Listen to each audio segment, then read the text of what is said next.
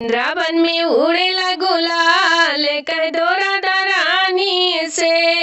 वृंदावन में उड़ेला गुलाल कह दो राधा रानी से। कह दो राधा रानी से। कह दो राधा रानी से। वृंदावन में उड़ेला गुलाल कह दो राधा रानी से। वृंदावन में उड़ेला गुलाल कह दो राधा रानी से। राधा हमारी भोली भाली, राधा हमारी भोली भाली, नटे खटे नंद के लाल कह दो राधा रानी से। नटे खटे नंद के लाल कह दो राधा रानी से। वृंदावन में उड़ेला गुलाल कह दो राधा रानी से। वृंदावन में उड़ेला गुलाल कह दो राधा रानी से।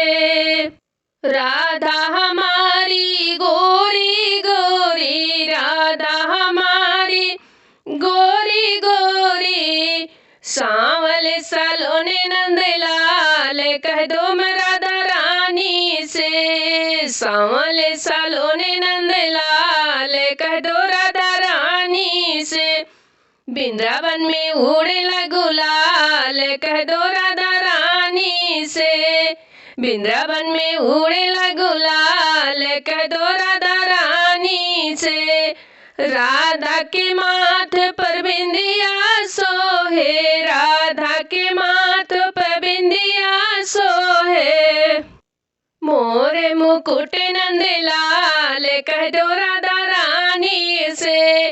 मोरे मुकुट नंदलाल कह दो राधा रानी से। वृंदावन में उड़ेला गुलाल कह दो राधा रानी से।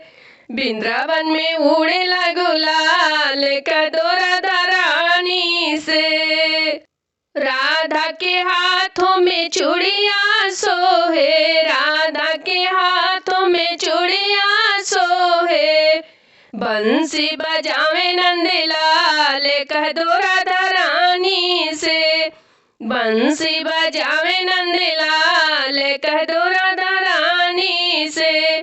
वृंदावन में उड़ेला गुलाल कह दो राधा रानी से।